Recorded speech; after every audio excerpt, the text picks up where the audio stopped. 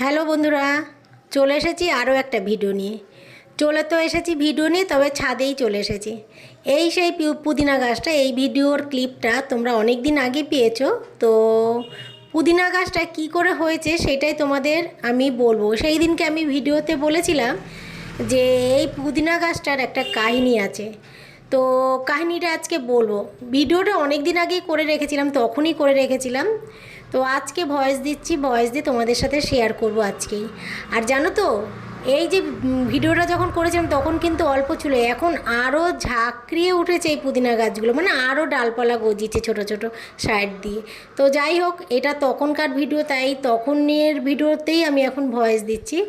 তো ঠিক আছে, চলো এই যে পুদিনা গাছটা লাগিয়েছিলাম কি করে হলো সেটাই তোমাদের বলছি। এতগুলো পুদিনা গাছ কি করে হলো, এই পুদিনা গাছটা কি করে হয়েছে বলছি।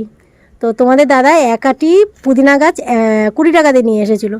তো নিয়ে এসেছে, এবার দুপুরবেলা চাটনি করব। এবার রেখেছে, আমিও তো আর জল ছিটিয়ে রাখিনি। এবার দিন হতে হতে এতটাই গরম পড়েছে, দিন হতে হতে পুদিনা গাছগুলো পুরো শুকিয়ে গেছে, কালো হয়ে গেছে। তো তোমাদের দাদাকে বললাম কি, তাহলে পুদিনা গাছগুলো বস্তাটার মধ্যে কিছুটা মাটি আছে, এইখানেই পড়েছিল। তো এইখানে তো আর গাছ নেই, বলছে। আমি বললাম কি, বস্তাটার মধ্যে কিছুটা মাটি আছে, এই বস্তাটার মধ্যে কোনো গাছ নেই, ওটার মধ্যে ওই ডালগুলো লাগিয়ে দাও। আর সত্যি বলছি বন্ধুরা, যেমন তেমন করে লাগিয়ে দিয়েছিল তোমাদের দাদা।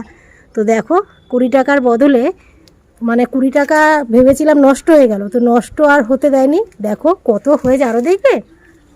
এই দেখো, এই গামলিটার মধ্যে তোমরা দেখেছিলে সে পালং শাক গাছ হয়েছিল। তো পালং শাক গাছগুলো মরে যাওয়ার পরে এইখানেও কটা লাগিয়ে দিয়েছে, আরও আছে, দাঁড়াও। চলো, এই দেখো,